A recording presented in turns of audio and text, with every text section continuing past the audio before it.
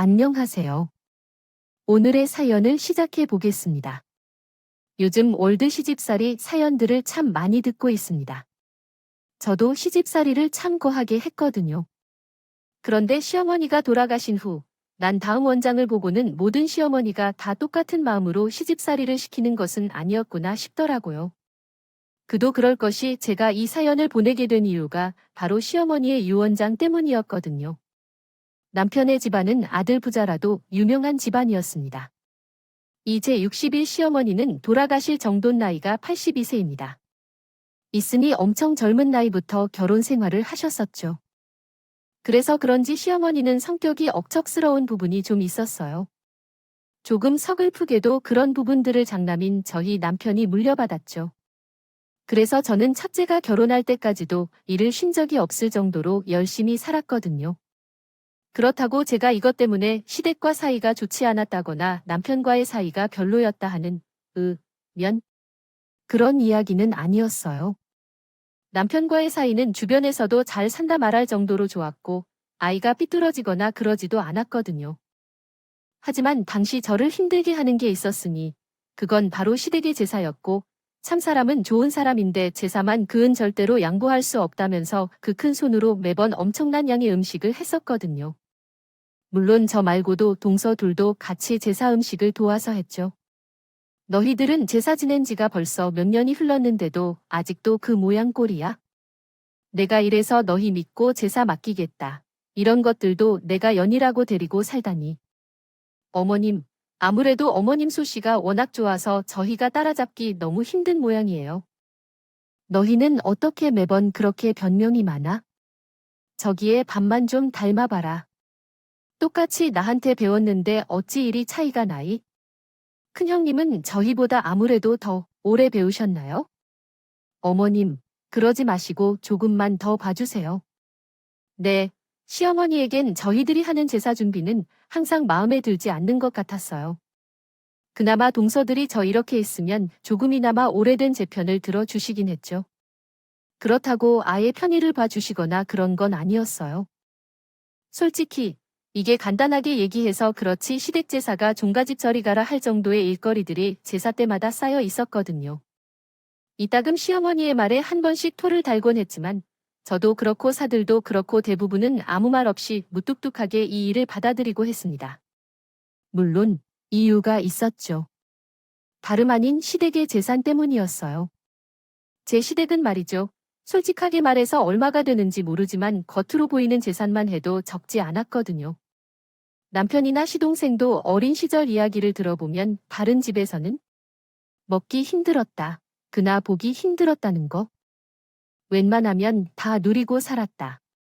그러고 뭐 자식들 결혼시키고 나서 크게 지원해 준 건 없지만 그래도 배를 골고 산 적은 없고요.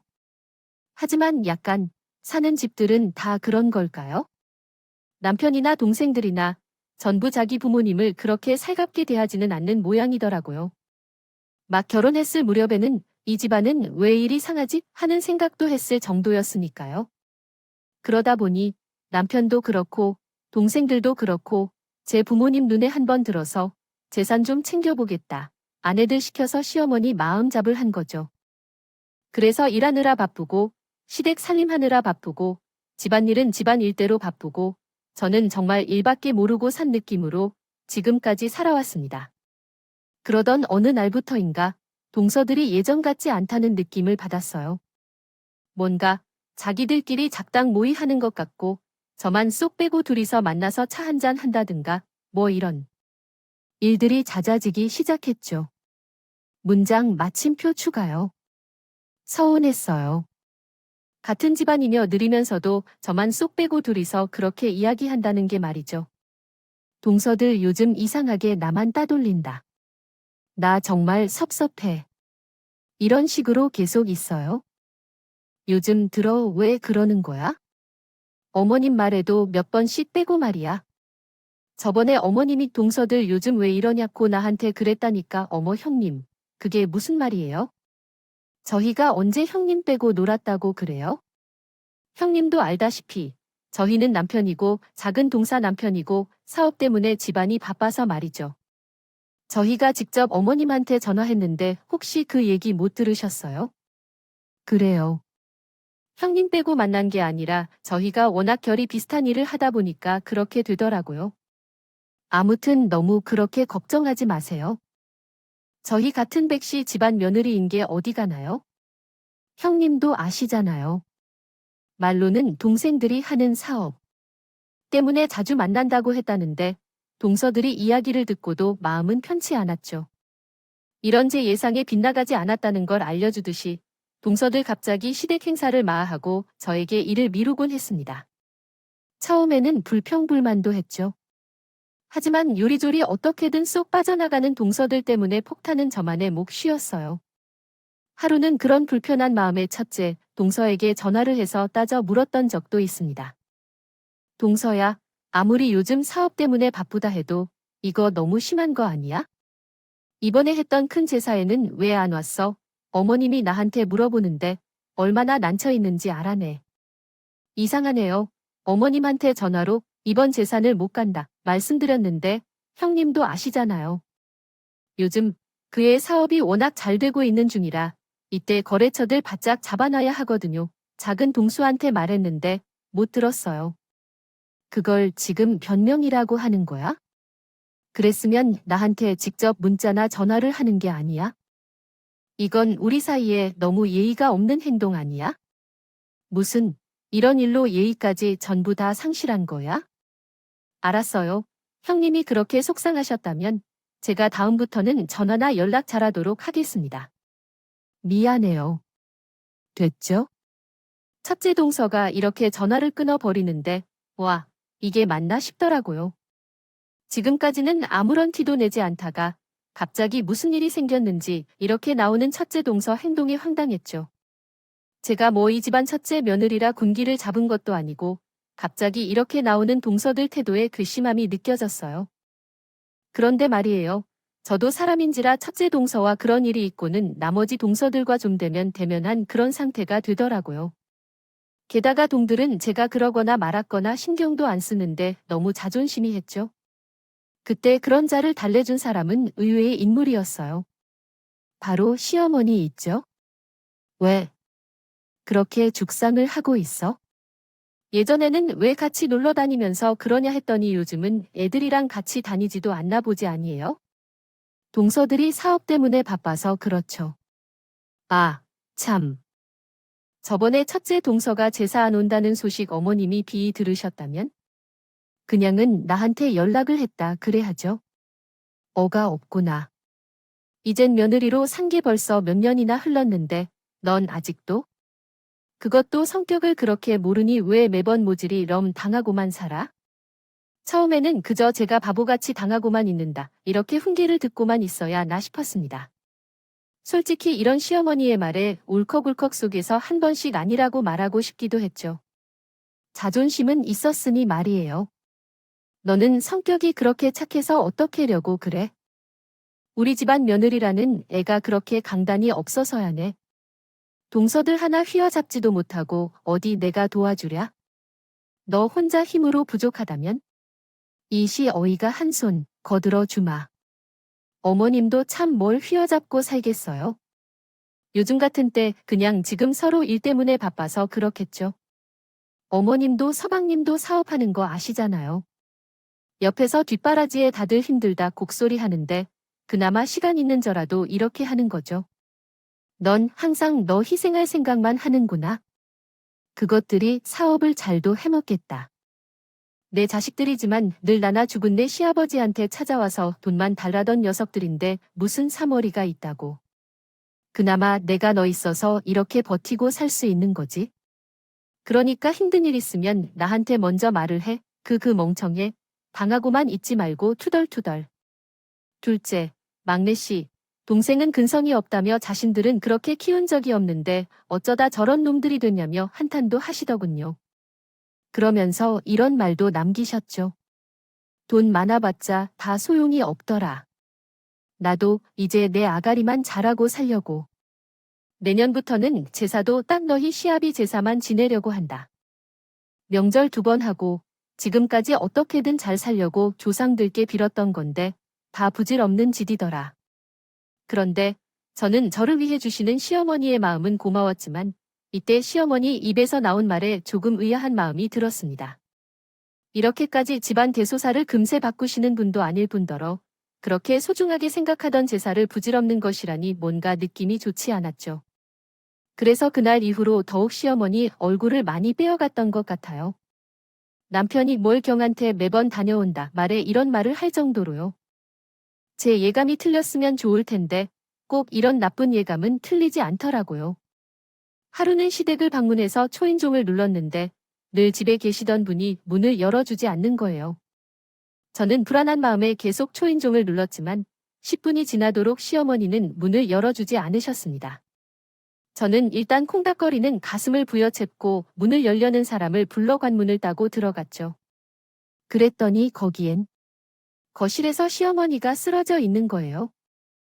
놀란 마음에 어머님하고 달려가서 어떤 정신으로 119에 전화하고 응급실로 모셔갔는지 정신이 없어서 동서나 다른 시댁 식구들에겐 알리지도 못하고 오로지 남편만 불렀네요. 회사에서 급하게 달려온 남편은 제 대신 입원 수속 과정과 어머님의 검사 결과를 들으러 갔고 저는 멍하니 병실에 남은 어머님을 돌보고 있었습니다. 그때였어요. 제가 미처 소식을 전하지 못했던 동서네들이 찾아온 게 말이에요. 그래도 남자라고 저보다 이성 빠르게 부여잡고 그새 남편이 동생들에게 연락을 했는지 헐레벌떡 들어오더군요. 형님, 어머님 쓸어주셨다고. 어쩌다가 그러셨다 뭐. 검사 결과 나온 건 있어요. 아주머니한테 간단하게 듣긴 했는데 일단 입원은 해야 한다면서요. 그가 그래 나 지금 너무 놀라서 아까부터 계속 어머님 곁에 있었어. 지금은 의가 결과 들으러 의사한테 갔고 나는 손발이 덜덜 떨려서 같이 못 갔지. 처음에 거실 바닥에 쓰러진 어머님을 봤을 때야 내가 얼마나 놀랐는지 이대로 돌아가시는 건 아니겠지 싶더라. 에휴, 형님도 정말 호들갑이 심하시네. 어디 사람이 그렇게 쉽게 죽나요? 그래서 어머님 형명은 뭐라고 해요? 급하게 왔어도 의사가 진단은 했을 거 아니에요. 지금 보니까 링거 이런 것들도 걸려 있는 걸 보니 제일 먼저 발견했던 형님이라 간단하게나마 들었을 거 아니에요. 저한테 달리 너무나도 이성적으로 나오는 동서들 행동이 당시는 수상함 못 느꼈어요. 처음으로 쓰러진 시어머니의 모습에 놀란 마음 진정시키기도 힘들었으니까요. 일단 자세한 건 모르겠는데 어머님이 당이 좀 있으셨어. 아, 그게 때문에 문제가 있었던 모양이야. 그래서 정밀검진 들어간 거고. 아, 몇 가지는 내일이나 모레 정도는 돼야 결과가 나온다고 하는데 당장 나오는 것들만 봐도 대충 원인이 뭔지는 알 수 있다 하니까 지금. 남편이 그거 들으러 갔어? 형님이야. 그나마 형수님 요즘 엄마 집에 자주 왔다 갔다 하셨다면서요. 뭐 들은 얘기는 없어요? 어디가 안 좋다 뭐 이런 얘기들 말이에요? 형수님 알다시피 저희가 요즘 일 때문에 바빠서 좀 두문 볼 줄 했잖아요. 어머니요, 무슨 얘기 말씀이세요? 들은 거라면 얼마 전에 갑자기 어머님이 연세도 있으니 이제 제사 좀 줄이자 그렇게 말씀하시긴 하셨는데 그거 말고는 따로 저한테 하신 말씀은 없었어요. 그래요? 그런 거 말고는 하나도 없단 말씀이시죠?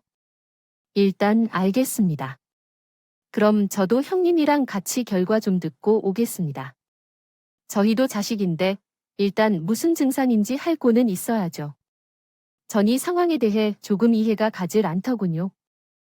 아무리 그래도 자기 엄마가 쓰러져서 병실에 입원해 있는데 그 아들이라는 사람들 눈에 시어머니에 대한 걱정은 커녕 귀찮은 일이 생겼다는 사람처럼 였으니까요. 둘째, 시동생이 먼저 자리를 뜨면서 남편과 함께 시어머니의 상태를 듣겠다. 겉도 제 눈에는 그냥 형식처럼 보였습니다. 그런데 두 가족이 소상한 행동이 어쩌면 돈 때문일지도 모르겠다는 생각이 들게 된 건 시어머니가 깨어나고 난 뒤부터였다. 뭐, 사람 쓰러진 거 구경하러 왔니? 오라고 할 때는 바쁘다는 핑계로 한 번도 오질 않더니 저런 것들도 내가 자식이라고 낳고 살았지. 어떻게 내 자식들보다 남의 자식이 나를 더 챙겨? 며느리가 내 집에 안 왔으면 나 그렇게 갔을 텐데. 너인, 그게 더 좋지? 엄마, 왜 말을 그렇게 해? 어느 자식이 엄마 죽는 거 가지고 좋다 말다 말을 해? 그리고 자식들이 돈 버느라 바쁜 거면 엄마한테도 좋은 일이지. 우리들이 오직 엄마한테 잘해주겠어. 그나저나 이번엔 천만다행이라. 엄마 말대로 형, 손님 아니었으면 엄마 그대로 죽을 수도 있었다 하더라. 그래서 너희들은 그런 형수한테 엠마 살려줘서 고맙다는 인사는 했고 어쩜 같은 핏줄보다 며느리가 나한테 더 잘하냐? 너희들이 10억억에 두 눈 뜨고 지키던 내 재산 포기 양이지. 이전까지는 너희 마누라들 시켜서 가은 고생을 다 시키더니 우리가 무슨 마누라를 시켜서 그랬다고? 어머님도 참 말을 이상하게 하네. 그리고 엄마가 돈이 어디 있다고 참나? 우리도 이제 알 거 다 아는 나이에요. 언제까지 그 엄마가 우리한테 사업 자금 못 해준다는 것도 다 알아. 그래도 자식으로서 의리로 엄마 곁을 지키고 있었는데 그렇게 말하면 섭하지. 내가 너희 생각 모를 줄 알았냐?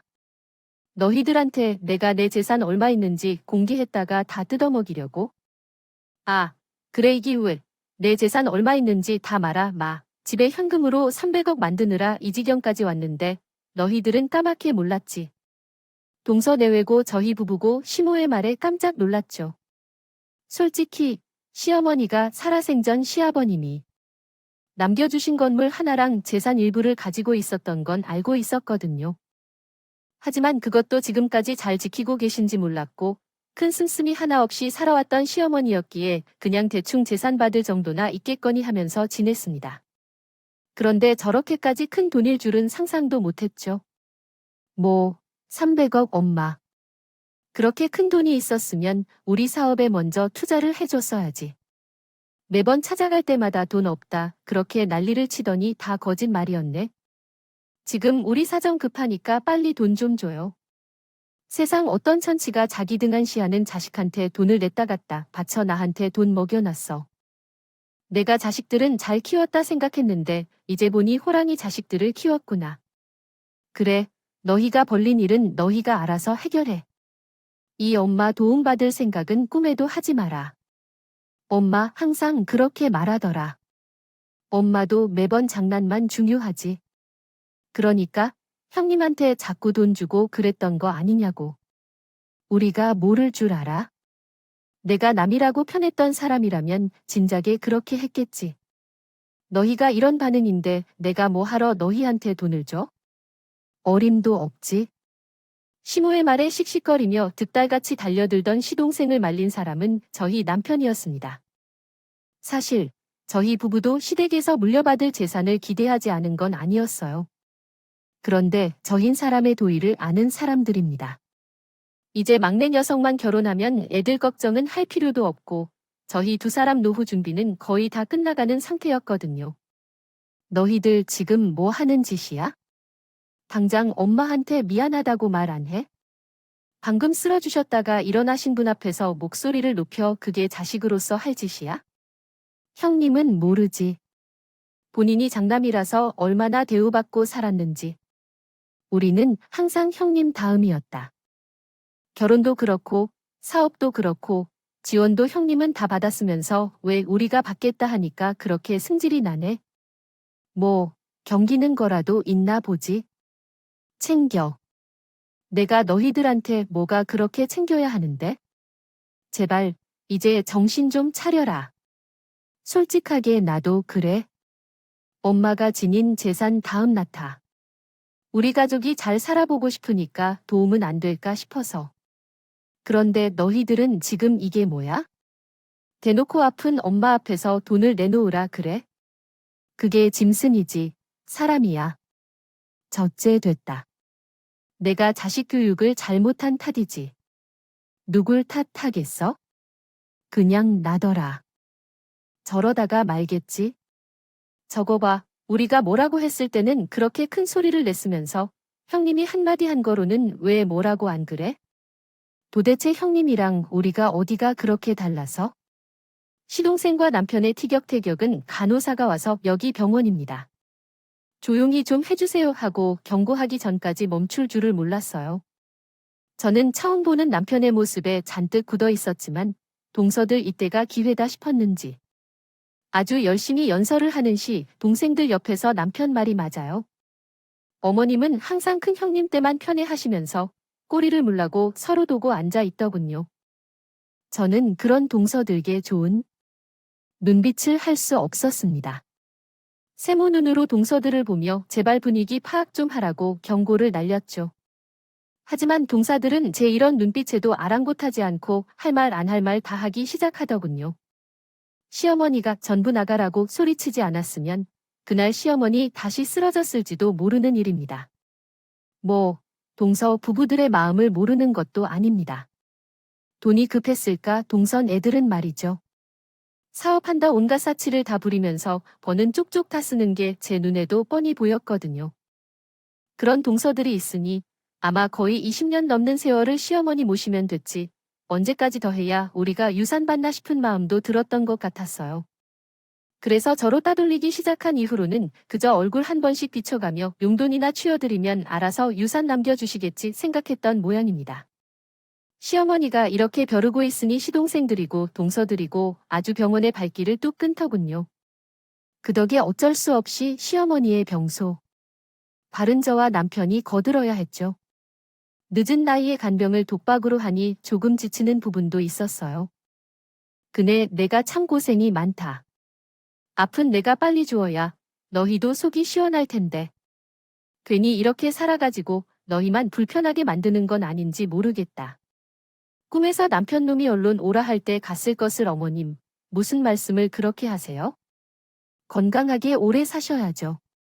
저번에 검사 받았던 결과도 나쁘지 않다면서 조금만 치료받고 나가시면 금방 또 건강하게 여기저기 다니실 수 있을 거예요. 의사 놈들 말을 어떻게 믿어?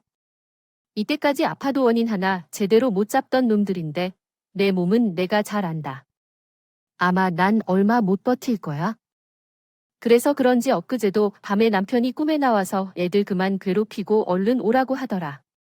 아버님도 외로우셔서 자꾸 어머니 얼굴 보고 싶으니 그러셨겠죠. 정말 자식들 버리고 오라 그러셨어? 그러니까 너무 그런 말씀 마세요. 저도 그렇고 그도 그렇고 자식들이 얼마나 어머님 오려 사셨으면 하는지 궁금했습니다. 자신의 죽음을 말하는 시어머니의 태도에 제 마음은 숙연해졌습니다. 분명 남편이 의사한테 듣기로는 예우가 좋다고 그랬거든요. 그런데 정작 당사자가 이렇게 말을 하니 속이 복잡하더라고요. 왠지 모르게 불길한 생각도 들고 말이죠. 아무튼 급하게 시어머니와 함께 병원에 입원하게 됐던 터라 가지고 온 것들이 많지 않아 시댁의 시어머니 짐을 가지러 갔을 때였습니다. 저는 정말 황당한 장면을 목격했죠. 이 동서라는 년들이 시댁을 아주 쑥대밭으로 만들어 놓고 있던 게 아니겠어요? 그 늙은 노인네가 분명히 이 집에 돈을 숨겨뒀을 텐데. 아니, 어디다 꽁꽁 숨겼길로 보이지도 않아. 아, 박한 노인네 남편이라는 놈은 힘 좋은 자기가 가서 찾아보면 될 걸 꼭 이렇게 날 덜아 그러니까 말이에요. 아니, 그런데 시집살이 20년을 넘게 했는데 제사 한 푼 못 춘다는 게 말이나 돼요?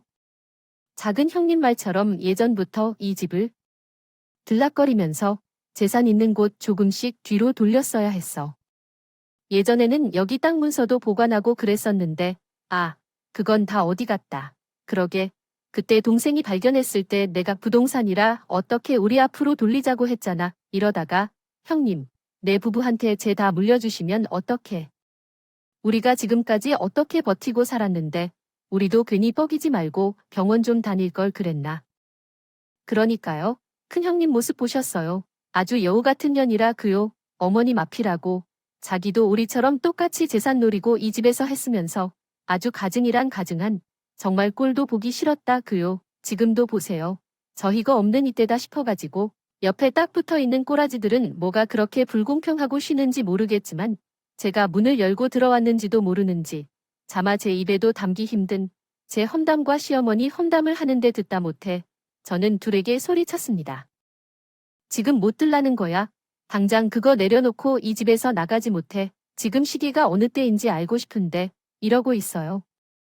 그리고 뭐 가증스러워요. 그리고 늙은 노인네 어떻게 자기 시어머니를 두고 그런 말을 할 수가 있어요. 그리고 내가 뭐 여우 같은 년이야? 여기 여우가 누군데? 그래. 처음에는 당황해 보였던 동서들이만 내 뻔뻔하게 팔짱을 닦으며 꽂아대더니 제게 쏘아붙이더군요. 형님은 뭐가 그렇게 잘났다고 항상 우리를 가르치느냐? 저희도 다 알아요. 형님도 결국 아주머님이 시켜서 이 집에서 사는 거예요. 우리가 다 모를 줄 아세요. 다 같은 처제로 왜 그런 줄 알고 혼자서 떳떳하게 보시는지 모르겠네. 그래, 나도 결국 이 집안선 노리긴 했다. 왜 그래도들처럼 사람 마음을 잘 적은 없었어요. 어떻게 사람이 그런 마음을 먹을 수가 있어요? 어머님, 지금 아픈 사람이야. 그런 사람을 잘 보살펴 드릴 생각은 안 하고 뭐, 돌봐들리면 그 마음이 변하기는 한데요. 저번에 큰 형님 못 들으셨어요. 저희한테는 재산 한 푼도 주기 싫으시다 하잖아. 그럼 어떡해요? 우리가 직접 찾아야지. 아, 그냥 못 본 척하고 넘어가세요. 우리랑 엮기. 싫으면 그러니까 동생 말 한 번 잘했어. 지금 형님은 받을 거다. 다 정해져 있다 싶으니까 그렇게 뻔뻔하게 나오실 수 있는 거지. 우리랑 같은 입장이면 뭐 자기가 멀어도 될 것 같은가. 우리보다 없이 살던 주지. 욕심 없는 척은 이러면서 계속해서 집을 엉망진창으로 만들기 시작하더군요. 저는 가족이고 뭐고 도둑 들었다고 경찰에 신고하기 전에 나가 하면서 소리를 쳤고 둘은 경찰 소리 놀랐는지 그대로 꽁무니를 내더라고요. 그렇게 집을 정리하면서 저는 정말 어이가 없었습니다. 그리고 이 일을 남편에게도 말했죠. 그게 말이야. 그땐 동생들도 있고 재수씨들 그랬어. 그게 말이야. 그땐 동생들도 있고 재수씨들 있어서 당신한테 못 말했는데 이상하다 생각했단 말이지. 우리 엄마가 그렇게 큰 돈을 가지고 있었 사람이 아니거든. 내가 아버지한테 엄마가 뭘 물려받았는지 뻔히 다 하는데 오인 남편은 그날 시어머니의 태도가 이상했다. 일단 우리는 그냥 지금처럼 시어머니 잘 모시자 하더군요.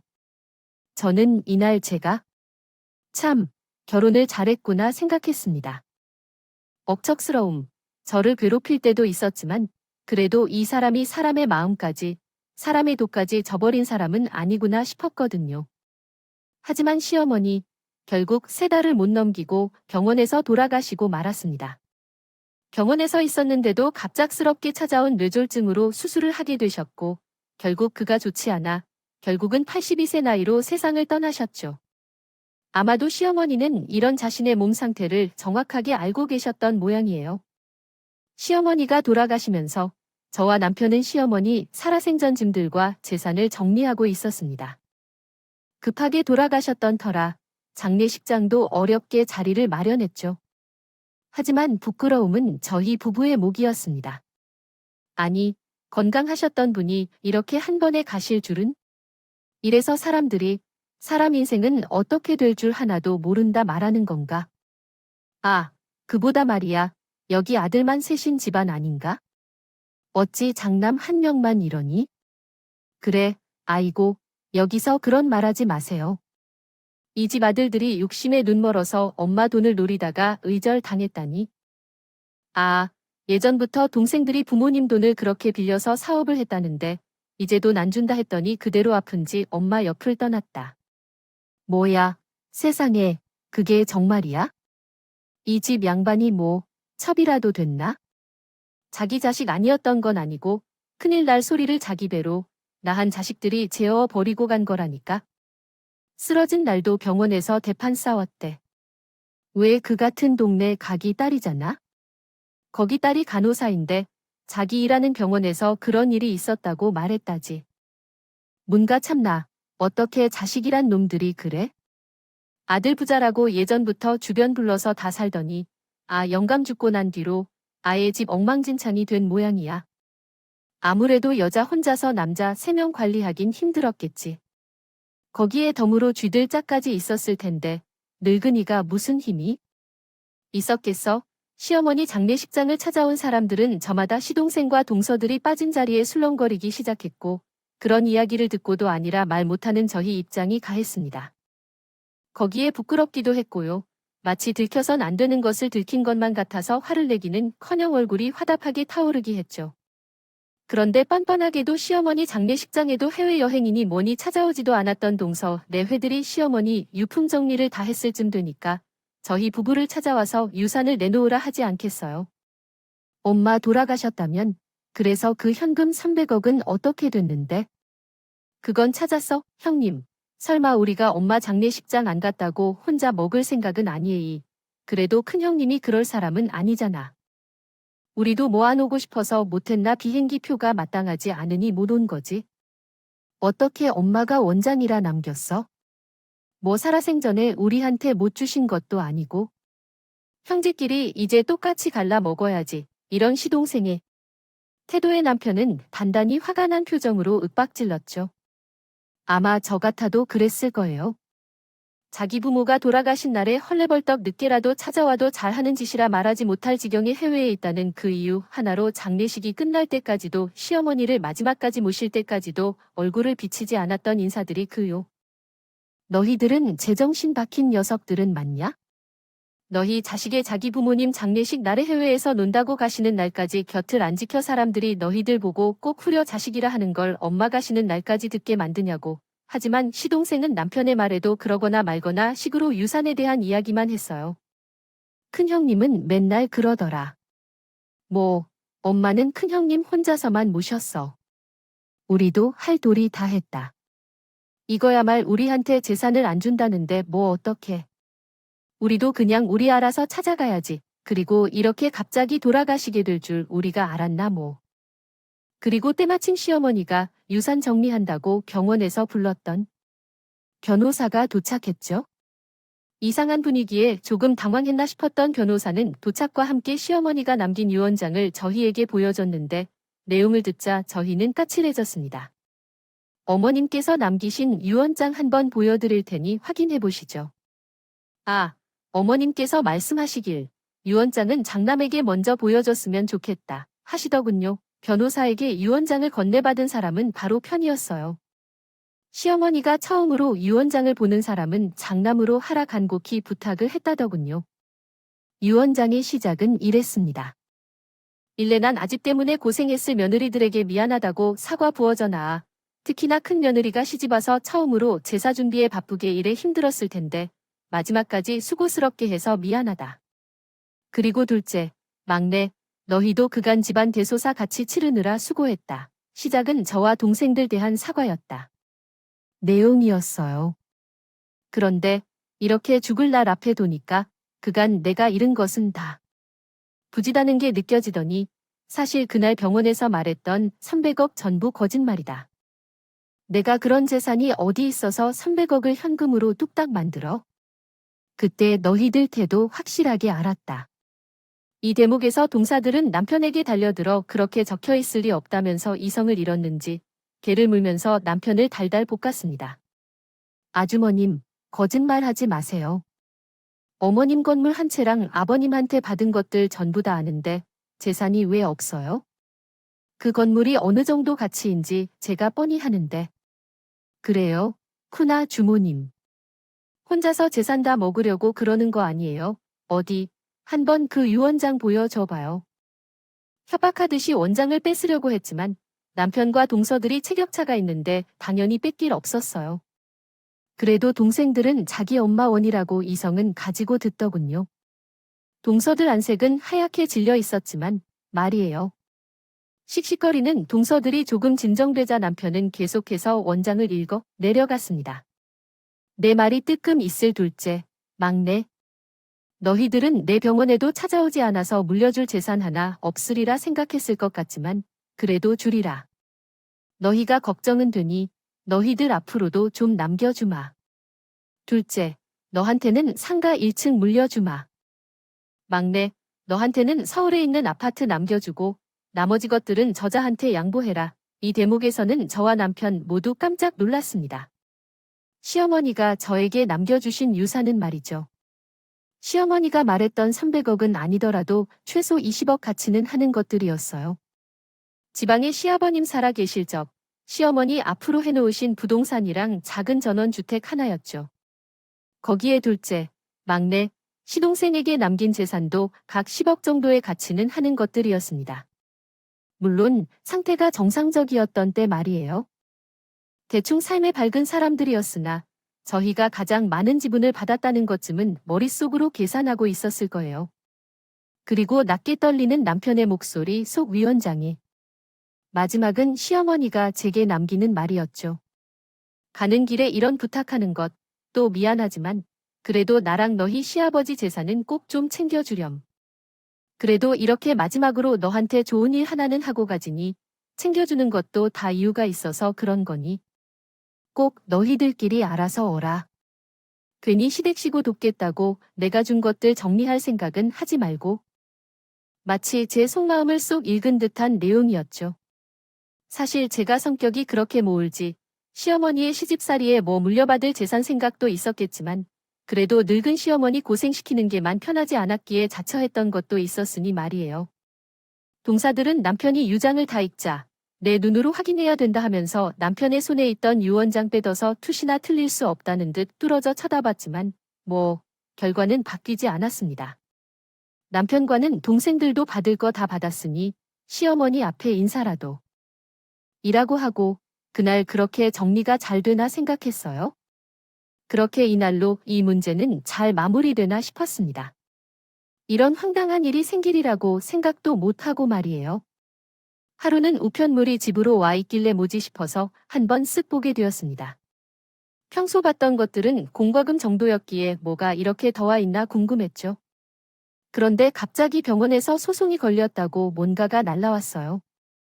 저희가 사람을 괴롭히면서 살았던 사람들도 아니고 깜짝 놀라 법원에서 날라온 것들을 살펴봤습니다.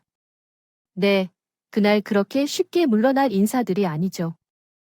소송의 주인공은 다름 아닌 남편의 시동생이 있습니다.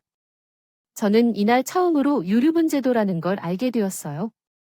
이게 좀 악법이라고 쓰이는 것이 아무리 죽은 고인의 뜻이 한 사람한테 더 많이 주겠다 해도 결국은 자식들 그리고 일로 갈라 먹어야 한다고 하더라고요. 형님이 도리 다 했다고 10억이나 더 챙기려고 해. 어림도 없지. 같은 형제 사이에는 당연히 비슷하게 나눠야지. 어디서 더해 먹으려 들어. 장남이 다야 그 고장 몇 년 더 일찍 태어났다고? 작은 형님이 맞아. 살아생존의 고생은 다 같이 했는데 그 잠시 얼굴 좀 못 봤다고 이러는 엄마가. 부모야, 어림없지. 법정 앞에서 공평하게 계산하자고 동생들은 아주 당당했습니다. 오히려 자기들은 한 권리를 누리는 거라면서 법정에서 알아서 다 판단해 주실 거라며 남편에게 뻔뻔하게 나왔죠. 그러나 남편은 이 둘의 행동이 생각보다 크게 반응하지 않았어요. 그렇게 재판이 시작되었고 유일본 제도로 인해서 저희에게 떨어졌던 땅 일부는 시동생과 나눠 먹어야 했죠. 땅을 나눠 가지게 된 둘은 아주 좋다고 난리 법석이었다 말이죠. 그 난리 얼마 지나지 않아서 저희 집 대문을 쾅쾅 두드리게 되었습니다. 형, 이거 다시 돌아가. 어떻게 동생한테 빚만 잔뜩 있는 땅을 넘길 수 있어? 이건 사기야. 이런 일이 있으면 우리한테 정작 말을 했어야지. 가족 사이에 사기가 어디 있어? 분명 너도 그 부동산 등기하고 다 확인하고 가져간 땅 아니야? 이제서야 나한테 무슨 사기라는 건지 너희들 일이야.